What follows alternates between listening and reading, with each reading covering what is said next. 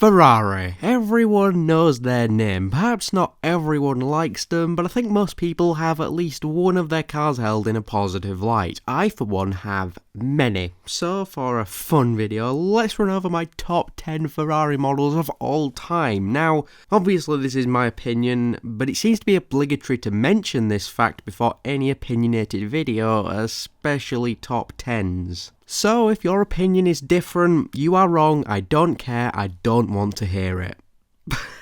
I'm only messing with you, of course I want to hear it, because I want friends. So please, if you disagree, tell me why in the comments. Why a car should have been on the list, why a car shouldn't have been on the list. Heck, if you're bored enough during this quarantine, why not make your own top 10? Genuinely, I do enjoy reading comments like that, so get to work. Anyway, on with the show. At number 10 we have the Ferrari LaFerrari, which is a fantastic car. I love the LaFerrari, it's beautiful and... No, not doing this. Okay, before I go any further, I have to talk about the name, and I know that people have talked about this name f***ing loads, but I just have to give my 2 cents about it. Well, it's pretty f***ing horrible. For one thing, LaFerrari, if you can't speak basic French, that translates to the Ferrari, i.e. the Ferrari. So no matter what Ferrari's produced in the past, what they're making now, heck, what they're gonna produce in the future, they don't matter. They're insignificant compared to the Ferrari. Just seems quite pompous, really. Secondly, Ferrari LaFerrari, i.e. Ferrari the Ferrari. Did no one think how stupid that would sound? Surely if you had to go with LaFerrari, you could have just called it, you know, LaFerrari. I'm sure consumers don't need to see the name Ferrari twice in a car's name to know it's made by Ferrari. Well, you aren't that stupid. I may sound it and I may look it sometimes, but trust me, it's made by Ferrari.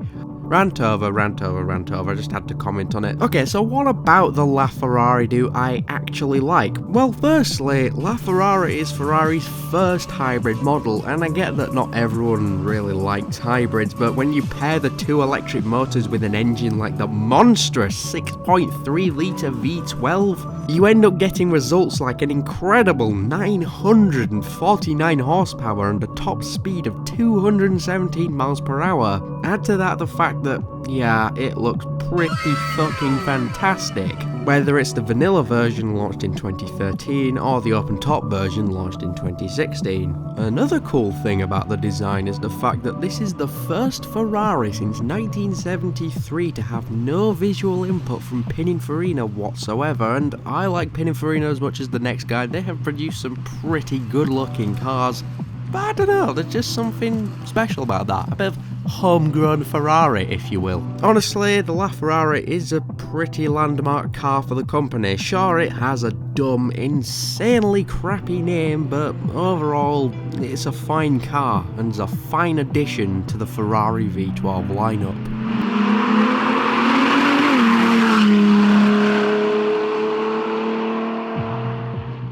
GTO is a special set of letters to Ferrari. They've only given the prestigious subtitle to 3 of their cars throughout their entire history. The legendary 1962 250 GTO and later on the equally legendary 1984 288 GTO. Then there's the 599 GTO. Fair to say when the 599 was revealed to have a GTO cousin, it had some pretty large shoes to fill, and to my mind it fits them quite snugly.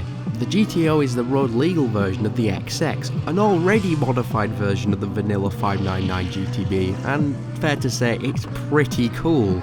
It delivered the then fastest time on the Nordschleife circuit for a production-derived sports car until it was later beaten by a Pagani Zonda R. So the GTO has some racing blood coursing through its valves, starting with the 6-litre V12 taking the horsepower up from 612 brake horsepower in the base 599 to 661 brake horsepower, and has a 0 to 60 time of just 3.3 seconds, and its top speed of 208 miles per hour made it Ferrari's fastest road car ever. And hey, that's nothing to scoff at. And like most other Ferraris, I've got to bring up the appearance, which is simply fantastic. To be honest, I think a lot of people, perhaps including me at first glance, wouldn't know the absolute beast that this body hides underneath. It manages to look nicely subdued. While, to me at least, the 599 GTR doesn't really stand out in any particular way, it checks all the boxes for a very good Ferrari.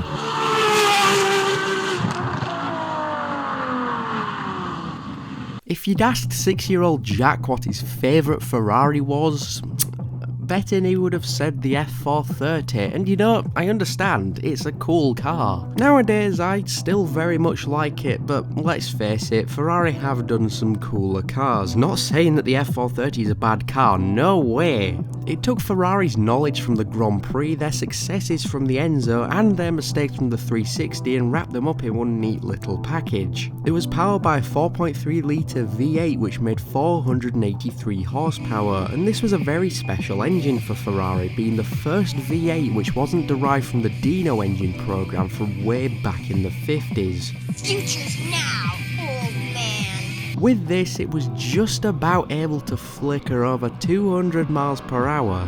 Another thing the car can hold over many Ferrari's models is its relative cheapness. Not that that's a bad thing, it simply means that if you want to own a Ferrari, this is likely one of your best bets. Many have also come to call it a baby Enzo, and while that might imply that it's a quote-unquote lesser car, anything that's compared to an Enzo is likely in a good place. We'll get to that. In all though, it may no longer be my favourite Ferrari anymore, but 6-year-old Jack didn't have poor choice when it came to the F430.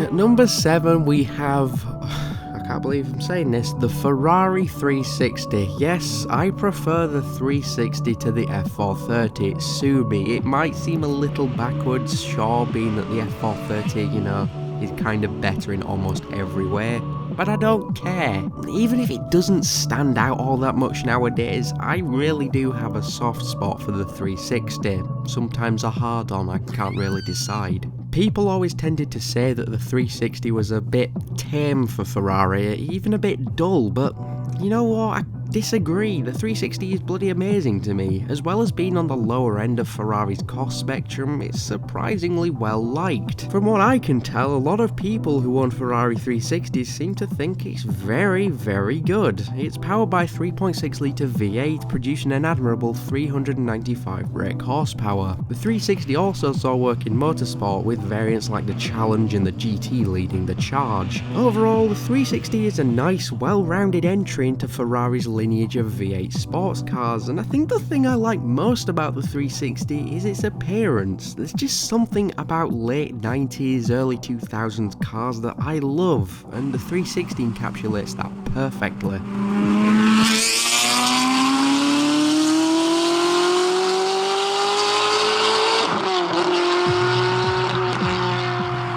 Couldn't make a list about the best Ferraris and not include the 365 GTB4, or as it's more affectionately known, the Daytona. So called thanks to Ferrari's 1, 2 and 3 podium wins at the 1967 24 Hours of Daytona. And I think honestly, it's the definition of a classic car. First port of call is the engine. The beautifully designed 4.4 litre V12 made 352 brake horsepower, which, like many Ferraris, was one of the most powerful engines of the time and sounded amazing.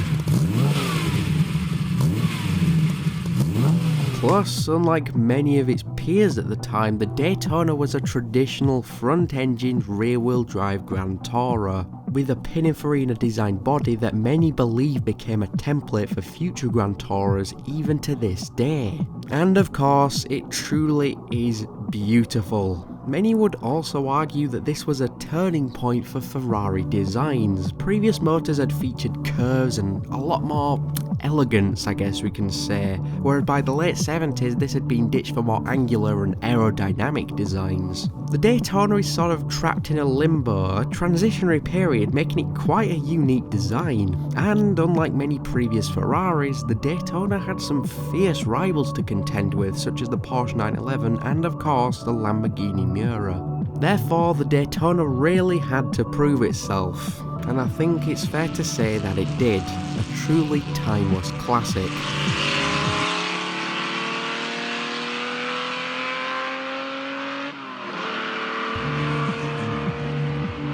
Yet another car that 6-year-old Jack found insanely awesome was the Ferrari Enzo, and you know what? 6-year-old Jack had some more good taste here. The Ferrari Enzo is amazing, with a naturally aspirated 6-litre V12 pumping out an astonishing 651 horsepower. It had a top speed of 217 miles per hour and a 0 to 60 time of just 3.1 seconds, which was pretty bloody good for 2002. A lot of people say that design-wise it doesn't really feel like a Ferrari. Some would even say that it doesn't have that classic feel. Well, screw them. If a car looks good, it looks good, and to me, the Enzo looks awesome. That sharp aerodynamic centered styling is so unique for the company, and I think it still looks amazing to this day, from the V-shaped bonnet to that curved windscreen. Sure, some people say it's ugly, such as Bloomberg, who put it on their list of the 50 ugliest cars of the past 50 years.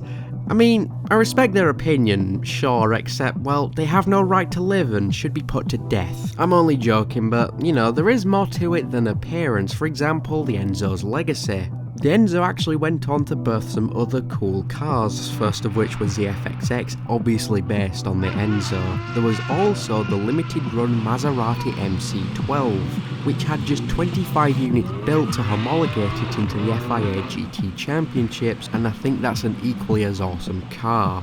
And finally, the name. Any car that is given the accolade of being named after the company's founder, it's gonna be bloody good.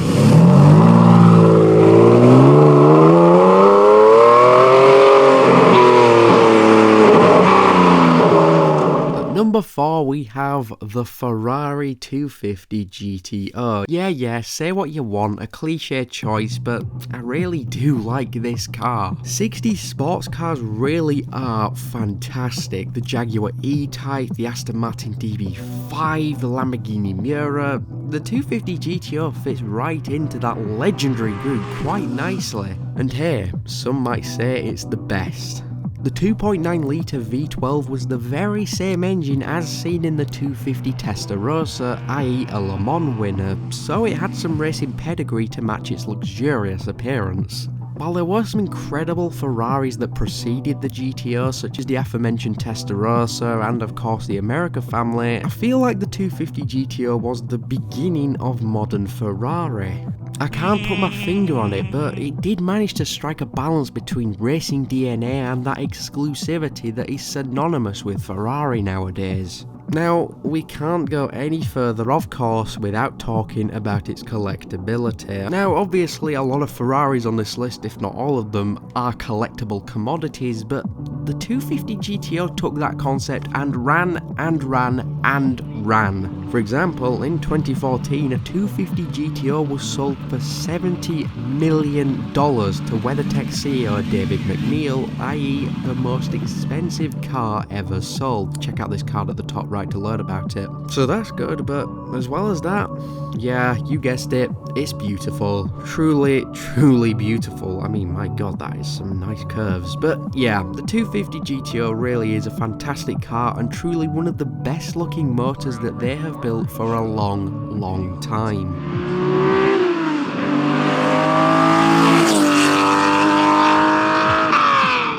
At number 3, you all knew it was going to be on the list somewhere, it's the Ferrari F40. At number 3. Yeah, I know that some of you will disagree with that because there's a lot of people who would argue it's the best Ferrari, heck, one of the best supercars, heck, one of the best cars of all time. And, well, I can understand why. As well as being built to celebrate the company's 40th anniversary, which is pretty special, it was also the final car that was approved by Enzo Ferrari himself before his death. That's got to mean something. The 2.9 litre V8 made 471 horsepower, and yeah, it's fair to say that this embodied the more, let's say, extreme side of Ferrari, honing in on their racing legacy. One downside of that might just be the complete and utter lack of an interior. Sure, you got seats and some sort of air conditioning, but if you ever wanted door handles, a glove box, or heck, even a carpet, you're out of luck here. But come on, you weren't going to buy an F40 for a nice drive. There were plenty of other cars, heck, plenty of other Ferraris that could do you that much better. The F40 was designed to be Ferrari's fastest, most powerful, and most importantly, most expensive model to date.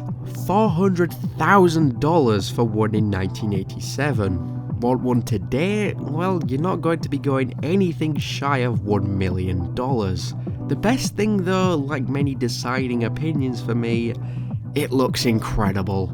I've always personally thought that Lambos looked better overall, sue me, that's what I believe, but the F40 though, it's just special. It manages to be both a true born and bred Maranello Ferrari, but it's, well, cooler than anything that came before, and potentially after.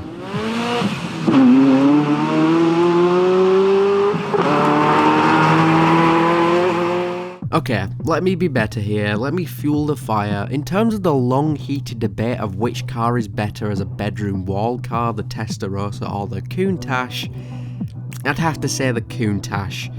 But the Testarossa is in a close second and beats out most of the other competition by a landslide.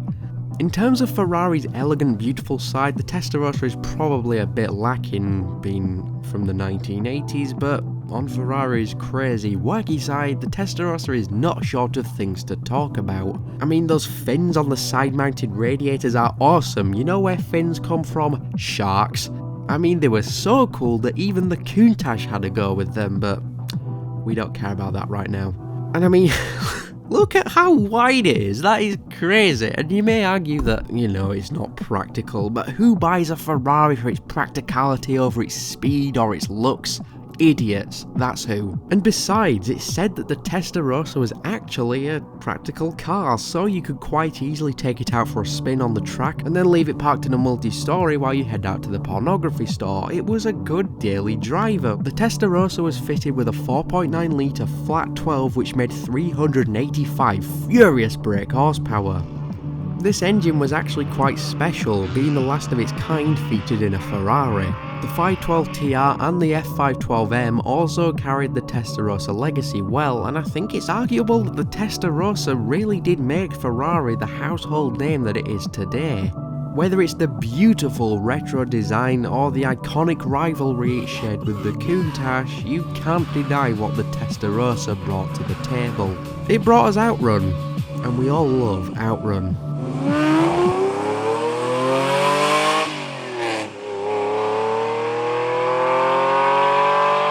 Okay, because there are so many Ferraris, there are so many amazing Ferraris, honourable mentions that didn't make it to the list. The 612 Scaglietti, the 308 GTS and the GTB, the Ferrari 288 GTO, the Ferrari Dino, the 250 GT California, the P3, and finally the Ferrari F355. All of these cars I could have quite easily put on the list, but in the end they just sort of missed out, but bloody good cars nonetheless.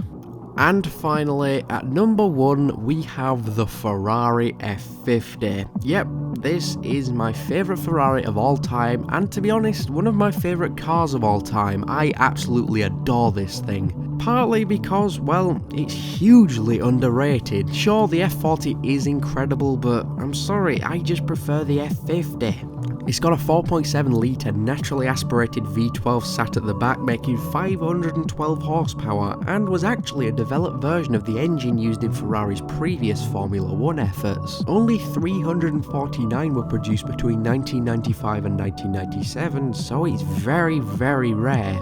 Plus, the car is packed full of technology from Formula 1 and had a top speed of just over 200 miles per hour. Essentially, I guess you could say it's an upgraded F40 on most fronts, and I know I might get shot down for saying that, but I don't care. It's quite sad how overlooked the F50 is.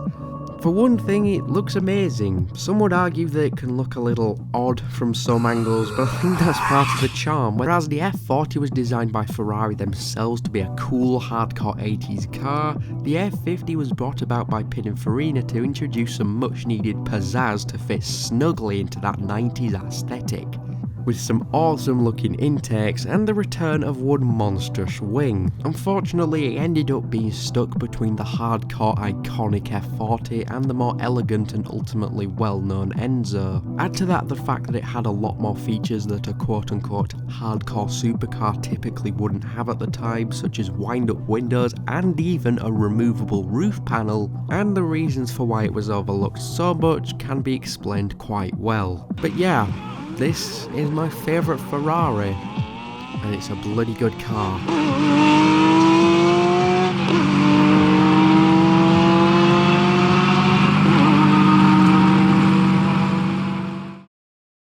Well, there you are, my top 10 Ferraris. As I said, my opinion, so don't get pissy in the comments because you disagree. If you do have a disagreement, tell me why, or even make your own top 10 as I said. Anyway, thanks for watching that video, and take care.